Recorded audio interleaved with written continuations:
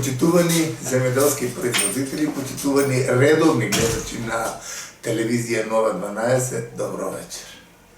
Еве не, и овој петок со нашата и ваша емисија за земјоделците, која, како што знаете, во редовниот термин во 21 часот.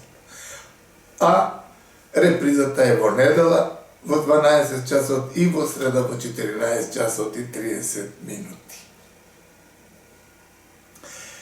Денес сме, како што рековме, петок или 20 февруари, со ден се подолг и се отвара мегдан за работа.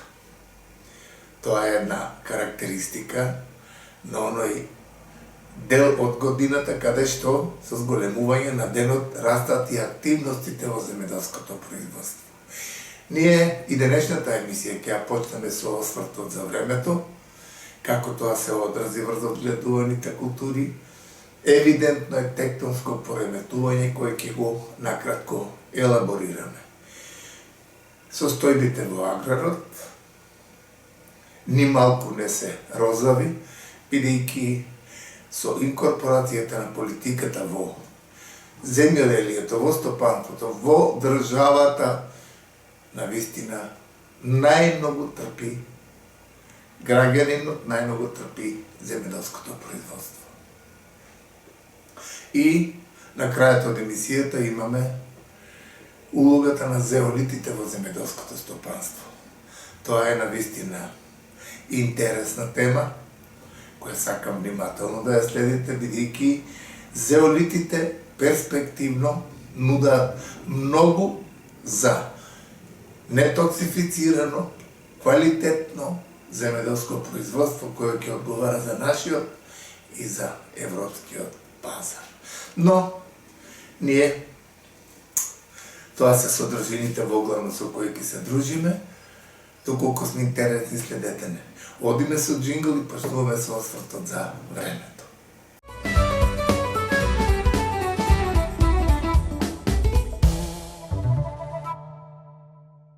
Рековме сме со 20-тиот ден од февруари месец. А тоа што се случува последните 2-3 години, евидентно е тектонско пореметување на времето, каде што имаме на вистина изненадувачко време, кое во зимските месеци, кога ни е потребен дождот и снегот, доаѓаат високи температури, тие ја побудуваат вегетацијата да при крајот на зимата или почетокот на пролетта во март-април имаме враќање на ниски температури, а вегетацијата веќе тргната и големи штети кај земјоделските производители. Тоа се случува последните 2-3 години и Македонија и овие региони треба да размислуваат на решение како да тоа се надмине. Дали ќе тоа биде улогата на науката, селекцијата, на интродукција на сорти кои се отпорни на ниски температури, сорти кои не се сензибилни и не брзаат со потерувањето, тоа е се дело на науката која за жал во Република Македонија не се почитува и не се одделува средства за такви нешта. Тоа е евидентна работа, посебно од осамостојувањето на Република Македонија, ние имаме еден навистина колапсен дел каде што науката и образованието се запоставени и бетер од земјоделието. И мора да кажеме дека ова што сега се случува, идната недела ќе биде пак температура над 20 степени, сите растителни видови, почнувајќи од бадемот, праската, сливата, кајсијата и други сензибилни видови, тие веќе почнуваат со сокодвижењето и со цветање. А во март, доколку дојдат ниски температури, евидентни ќе бидат големите штети кои ќе ги нанесе таа ниска температура и тоа изненадување. Тоа е случка која веќе 2 години ја имаме и сега за следната недела пак се предвидува топло време со високи температури, каде што сокодвижењето е веќе евидентно, бидејќи доаѓајќи према Гергелија, гледам во оние експозиции јужни, сите цветни овие сензибилни видови се во фаза на полн цвет. А имаме до 22 март уште време за зимски изненадувања на дожд, снег и така натаму. Таа тектонска промена ние подолго време ја констатираме, бидејќи 50 на години го следеме времето како значаен фактор. И последните години изненадувањата се тоа што имаме благи зими со високи температури и температурната сума се исполнува по однос на потерување или почетокот на сокодвижење на одредени овошни видови. Тоа веќе го констатираме, тоа веќе го гледаме. Евидентни се штетите со кои треба да се справиме со мудри и тактични решенија. Но Република Македонија категорички тврдам дека нема трајна стратегија за да се влезе во тој проблем и да се понуди решение на земјоделските производители. Значи, од недостатокот на таа стратегија, тука ќе има страдање.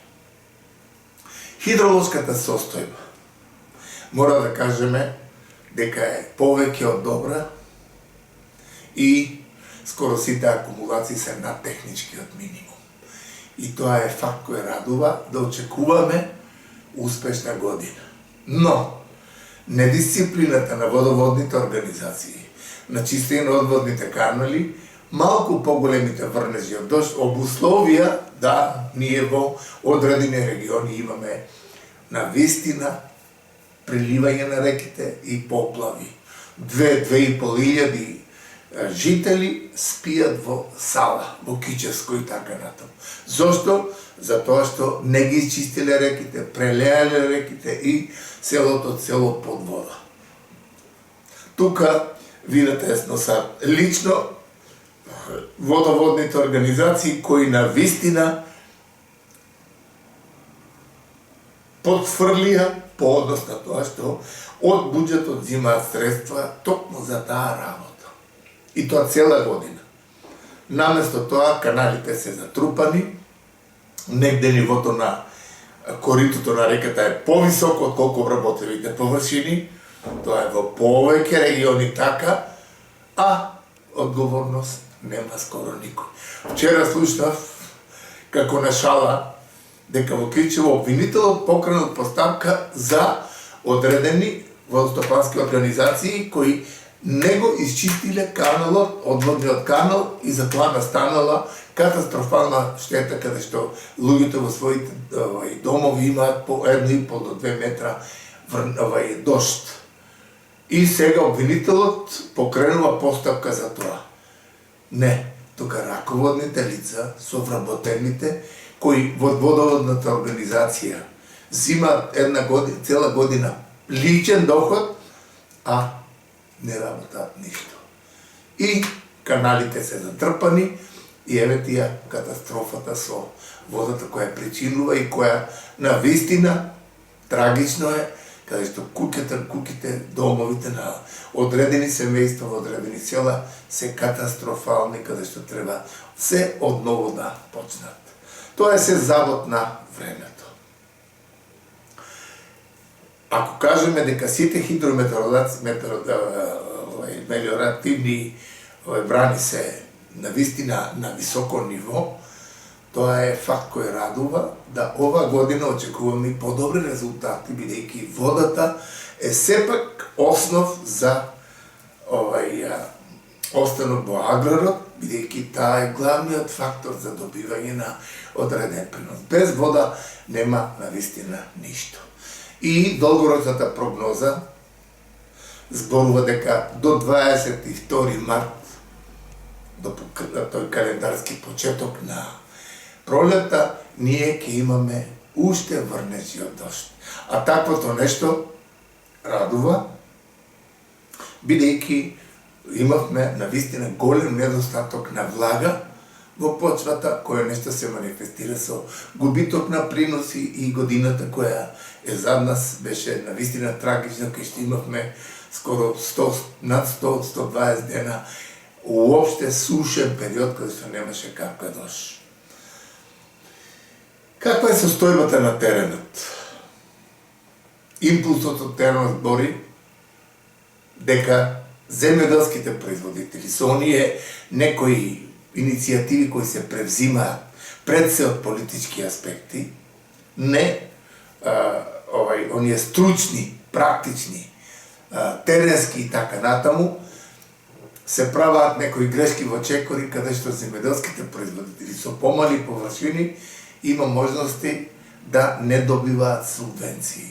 Значи субвенциите ќе бидат наменети само на оние газди кои со трансформацијата на комбинатите ги имаат површините, не ги работат површините, за нив добиваат субвенции и сега они се поддржани, а производители кои имаат 4 декара лозје, имаат 3 декара пластаници и така натаму, субвенциите нема да важат. Ако е тоа така, тука ќе има навистина трагични работи и напуштање на голем дел од населението на своите површини, бидејќи голем дел од населението со кое јас лично соработувам имаат 2, 3, 4 декари, до 5 декари површина, пластеници и така натаму и одгледуваат производство.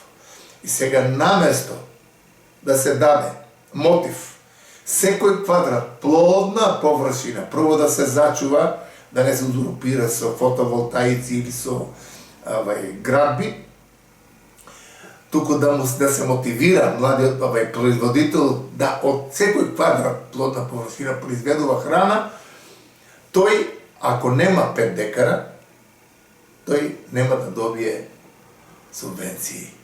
И сега има површини, има одредени мои производители, имаат 4 декари и 800 квадрата.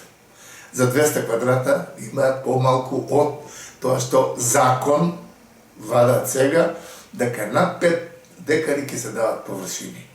Нивната цел некакво укрупнување е обратно на онаа што порано се случи со Бранко Црвенковски. Крупните комбинати се распарчија и станаа пихтија. И голем дел од тие површини се необработени, голем дел од површините се запоставени, а за нив се добиваат субвенции. Тоа е трагедијата на нашето време. Голем дел од тие профитери од земјоделието добиваат на име површини кои склучиле некаков фиктивен договор на 100 години и тие се сега власници на тие површини и за нив државата зима обврска да им дава субвенции. А на тие што се под 5 декара нема да бидат субвенционирани. Тоа е некоја прв памфлет фрлен да се видат состојбите, но мислам дека тоа нема да помине, бидејќи голем дел од, како што реков, од земјоделските производители има 3, 4 или 5 декари површина.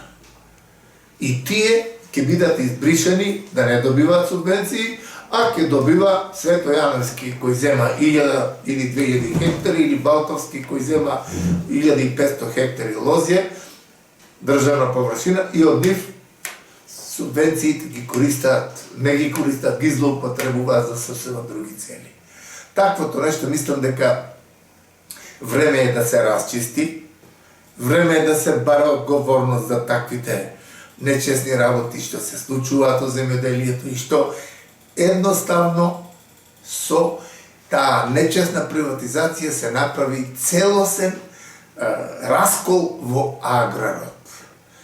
Бидејќи наместо целосна стратегија, трајна стратегија за почитување, редовна обработка, редовни оперативни мерки на плодните површини без пардон се дава за индустријски зони, за фотоволтаици, за се она што е штетно по Република Македонија. И сега гледам некои информации се шират со Америка ќе имаме многу фина соработка, која соработка вика Америка ќе увезува храна од Република Македонија. Ве молам.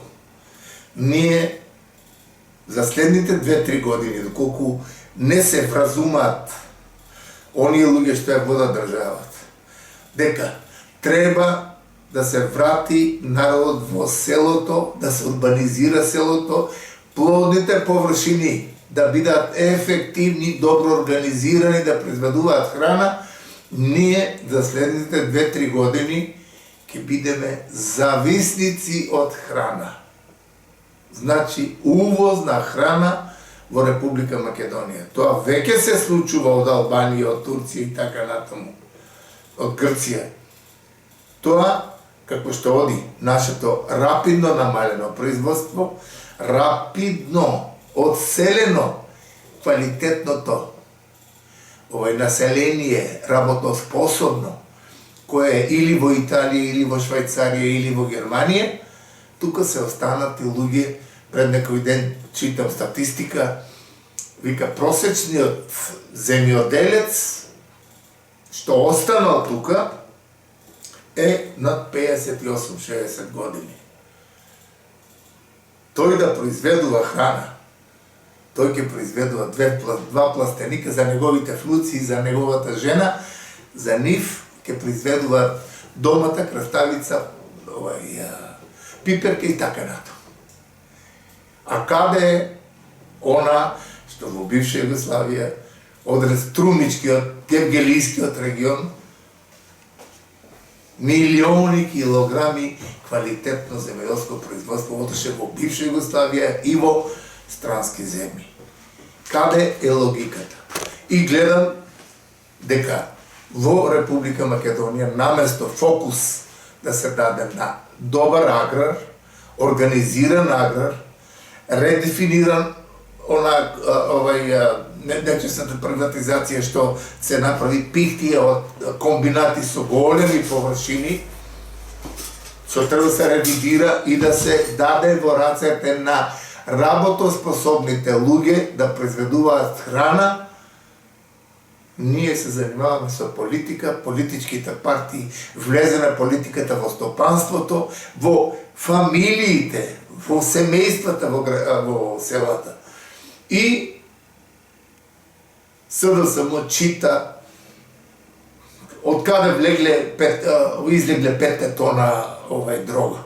Не, кој обуслови, наместо да се произведуваат краставици, домати и други градинарски култури, кој обуслови да на запад веќе Македонија и го има името Колумбија, производител на дрога. Кој го дозволи, наместо да се размислува на тоа и да се бара одговорност, тие гледат кој, каде отиште 50 тона, 100 тона дрога, оде по кафичите и ги труе луѓето. А кој дал дозвола да се на нечесен начин збогати и да го имаме тој момент, што сега го имаме, што не е ни случајно пријатен, Македонија производител на марихуана. Ве молам, наместо тие 274 дена, наместо тој тип на почва, кој холанѓани го гледаа љубоморно, да го искористиме за целогодишно градинарско производство на квалитетни домати, квалитетни краставици, квалитетен карфиол, квалитетна зелка и се што е од градинарството, ние си земавме за право да имаме површини 245 дозволи, некој подпишал да се произведува дрога. И тука да го прекрши законот и да не се произведува она медицинска дрога, него она другата која е штетна по луѓето. Сите тие работи треба да излезат на виделина. И нашето производство сега, пример, имаме веќе подолго време берба на љута пиперка. Зелката ќе дојде, исто така. Но, таа колизија што се појавува меѓу земјоделскиот производител кој е обезвреднет, вложува, а трговската сфера го упропастува. И тој со неговиот син, на син вика, немој да се задржаш да делиш судбината што ја имам јас.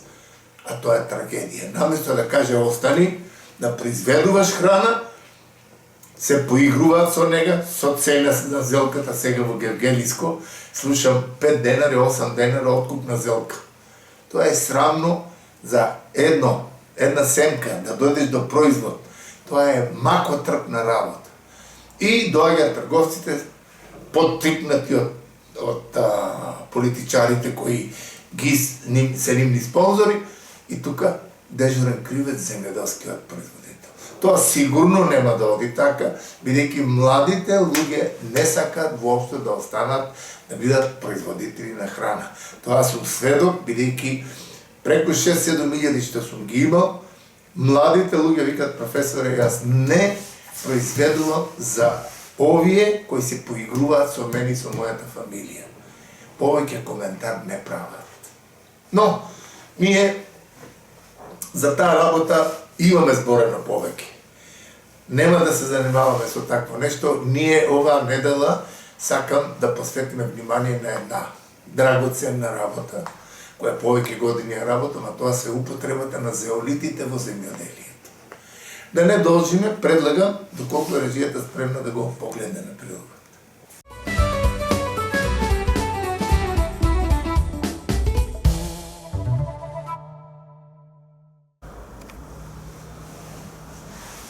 Во овие наши едукативни емисии се трудиме секогаш да вградиме нешто интересно и пред се корисно за земјоделските производители.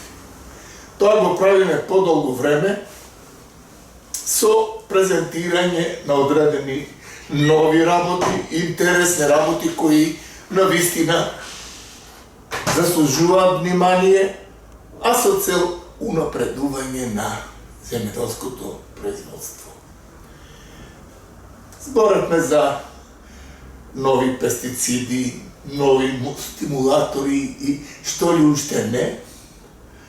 Денес, навистина, со задоволство би рекол, со добри проучувања и неколку годишни експериментални огледи, утврдивме дека токму тој прилог ќе најде место во земјоделското производство и пошироко, како еден корисен чин на нештата кои треба да најде во производниот процес, во секојдневието на обстојбата на човечкиот род, место како една суштина која заслужува внимание. Денес ќе кажеме нешто повеќе за зеолитот како една творба не толку нова, колку интересна и истражувана веќе со одредени докази на користење на зеолитите во повеќе области во обстојбата на човечкиот род. Ние секако ќе ги спомнеме само областите каде што тој веќе наоѓа голема примена, но посебен акцент, бидејќи оваа едукативна емисија има пред се карактер за земјоделското производство и негово обстојување, ќе кажеме за тоа како прво што представува зеолитот и како тој се наоѓа во земјоделското производство како еден навистина, јас би го нарекол слободно Божји дар, бидејќи тоа е точно дар од природата кој човекот треба максимално да го искористи. За зеолитите морам да кажам дека во последно време се повеќе се знае, бидејќи порано се многу малку знаеше, но со последните проучувања се утврди дека тој помага во многу сфери во обстојбата на човечкиот род, а ние, како што рековме, видовме, констатиравме што тој представува за земјоделското производство. И ќе почнеме со еден основен чин за познавање на зеолитот, иако голем дел од гледачите може би знаат нешто повеќе за зеолитите, дека тој има активна материја клиноптеолит. И многу од земјоделците кои не го имат користено, професоре, што представува зеолитот? И ние сега во ова наше образложение ќе се трудиме да го уедноставиме ова наше образложение за да биде сватено, а покасно и прифатено и користено во земјоделското производство како еден корисен чин на нештата, а во прилог на чисто квалитетно еколошко производство и квалитет што ќе биде бара на пазарот. На почетокот да кажеме што представува зеолитот. Тој, морам да ја кажам целосно или потполно, дека е природен нетоксичен материјал. И таа со неговата правилна примена зеолитот не предизвикува никакво негативно делување при неговото применување. Тоа е докажано со бројни стручни, научни, врвни истражувања дека тој представува минерал корисен, племенит материјал кој го има и кој треба да се користи. Што тој суштински представува? Тој е алумосиликатен материјал од вулканско потекло и има кристална решетка која е негативно наелектризирана и функционира како изменувач. Тоа, оние хемичари или геолози многу добро знаат што тоа значи функцијата изменувач. И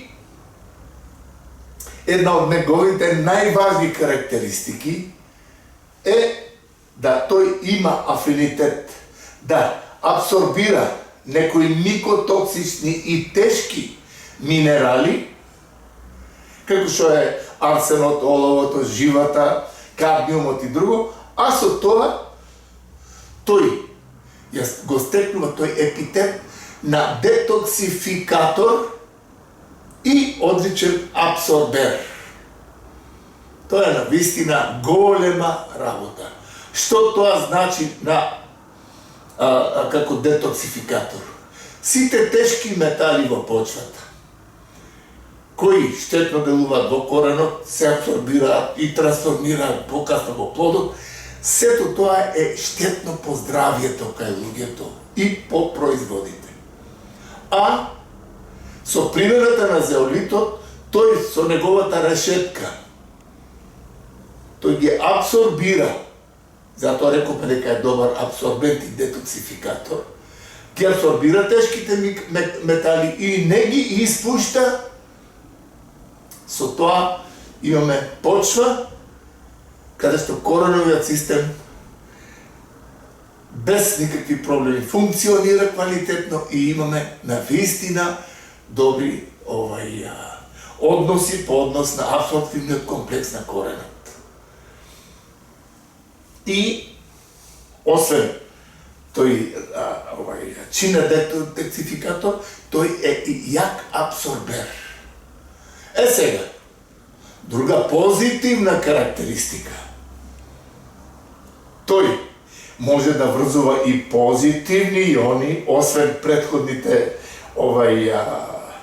негативни иони, кои се многу послабо врзани во решетката и кои кореновиот систем, поголем абсорбтивен комплекс, успева да ги абсорбира тие елементи на име калциум, на име калиум и така натаму, кои имаат ите како голема важност во исхрана на кореновиот систем и раст и развој на растението. Ние може да кажеме со примената на зеолитите, нормално со пред тоа добро направена агрохемиска анализа на почвата, утврдување на состојбата во почвата, со примената на зеолитот и агрохемиската анализа се ствара еден фантастично убав структурен дел на почвата, што е многу значајно, при што таа структура ја има она најпотребната pH вредност благодарение на зеолитите. Значи pH вредноста 7,2 до 7,3 е секогаш во почва каде што зеолитот е присутен и е прав регулатор на pH вредноста во почвата. И не случајно тој се дава во некои типови почва со високи вредности, тој ги не нормализира. Или со ниски, пак ствара еден амбиент за нивно добро примање. Ние мора да кажеме при примената, што е најважниот сегмент за овој прилог, примената на зеолитите во земјоделското производство можеме да кажеме слободно, веќе во последните неколку години тоа се интензивира, а ќе се уште повеќе интензивира кога ќе се видат оние вредности по однос на примената на зеолитите во секоја област. Значи, со правилната примена зеолитите даваат врвни резултати, кое нешто е веќе констатирано од многу стручни лица, потврдувајќи што и како се однесува зеолитот во почвата. Значи, со правилна примена во земјоделството, во градинарството, овоштарството, лозарството, рибарството, во сточарството, во живинарството и на крајот медицината, за која нешто ќе кажам повеќе покасно, тој применет почетно во тие области дава воуредно добри резултати. Во земјоделството општо со индустријските култури се применет двократно, бидејќи при неговата примена мораме да знаеме, тој се применува. Една од формите на примена е во почвата, за која зборевме со неговото делување, со својата форма на абсорбер и детоксификатор, и второ, со фолиарно прскање на надземните делови на растението, каде двократно ги изголемува фотосинтетските процеси кај растенијата. И со таквата примена во почвата, каде што коренот се активира и добива, благодарение на зеолитот, оние творби кои ги има во почвата и кои ги ослободува преку катиони, тоа е една голема предност на зеолитот. Од друга страна, го штити коренот од тие тешки метали кои се зло во почвата, а покасно и за здравјето кај луѓето, чим се трансформираат преку растението, причинуваат штети по здравјето кај луѓето. Примената во земјоделието, реков двократна, во почвата, нормално со правење на една агрохемиска анализа да се види состојбата во почвата со другите елементи и тогаш зеолитот се одредува која количина по одредена површина за колку време кај која култура може да даде добри резултати. Значи тука има сепак стручен пристап со запознавање на структурниот дел на почвата, дали е тежок тип почва, дали е лесен тип почва, каде што зеолитот одигрува собствена улога на еден регулатор во почвата, а и во растението при фотосинтетските активности за кои рековме. Значи, имаме во покасните наши емисии, ке дадеме специјално во сите сфери, во градинарството, пластеничкото производство, во овощарството, во лозарството, рибарството, сточарството, во живинарството, применет веќе има првични фантастични резултати. Тоа го имам во краварска фарма, каде што има се голем проблем со одредени инфективни болести по кравата, со примената на зеолитот во исхраната.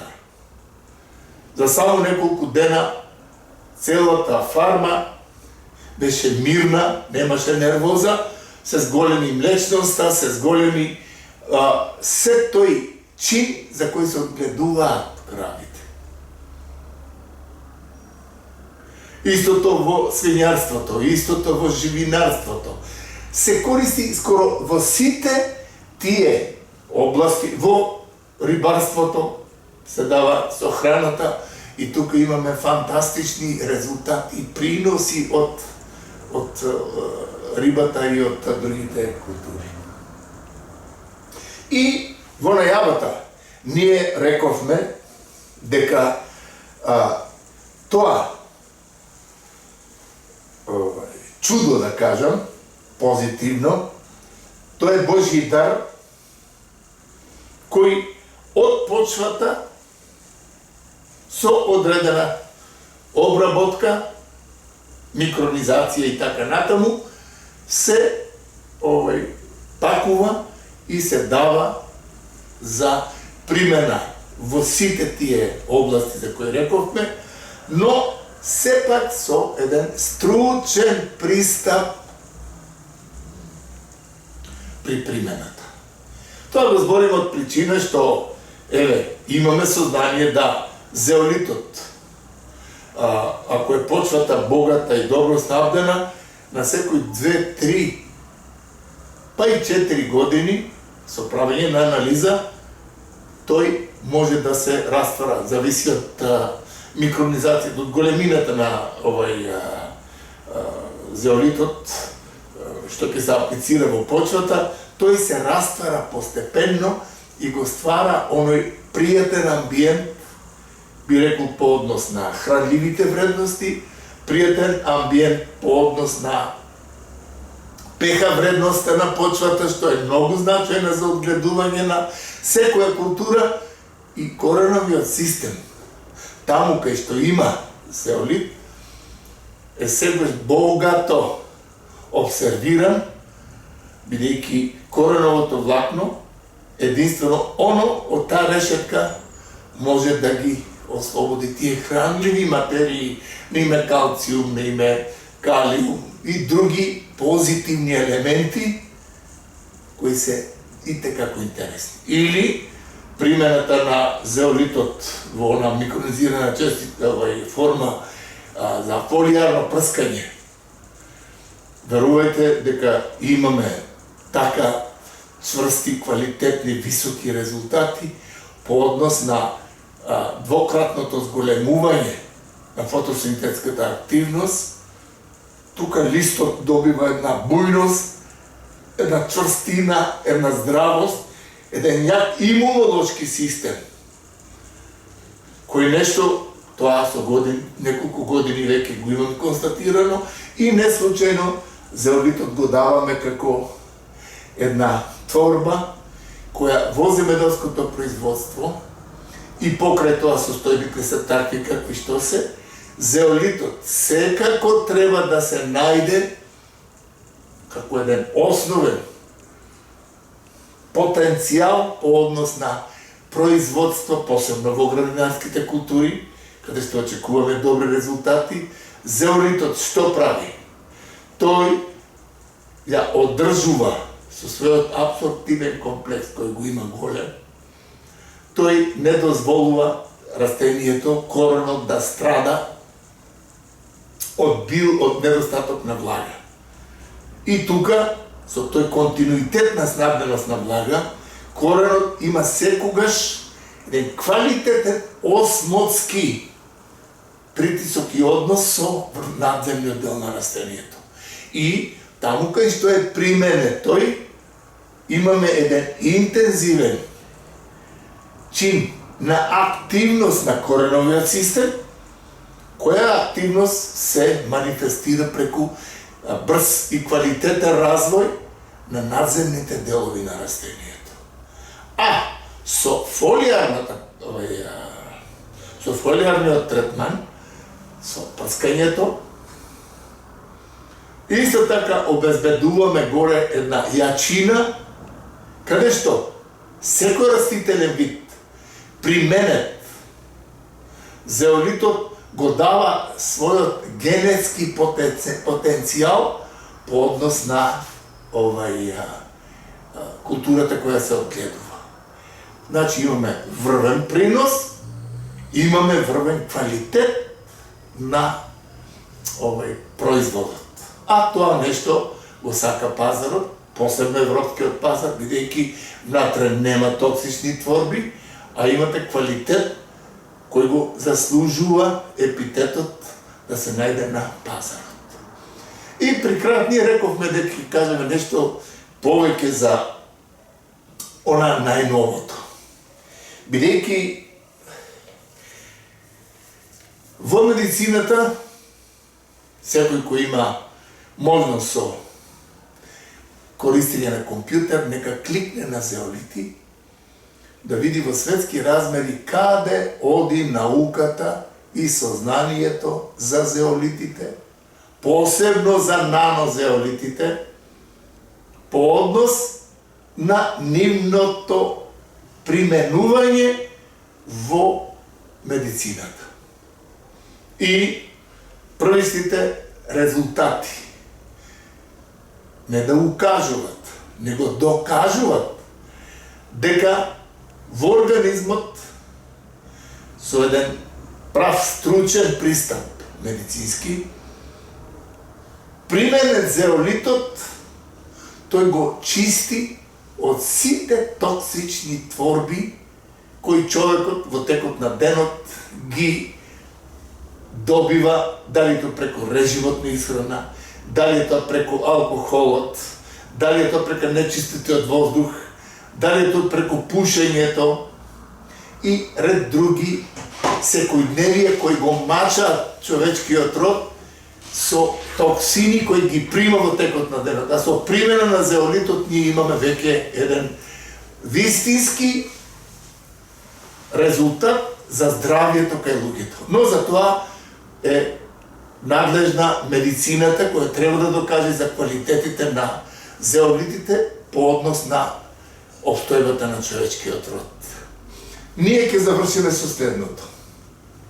Зеолитите се неопходност на кој треба да се придаде значење во користење во земјоделското производство целосно, дали е тоа пластеничко производство, дали е тоа лозарство, дали е тоа овоштарство, цвекарство и така натаму, во интерес да секоја одгледувана култура го даде тој свој генетски максимум, а за тоа нешто земјоделскиот производител ги одгледува културите.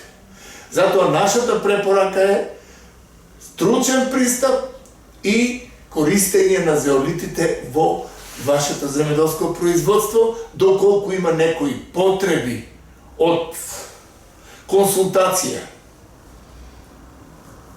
Ние сме на располагање без никаква надокнада да дадеме допринос за правилното, навремено и корисно користење на зеолитите.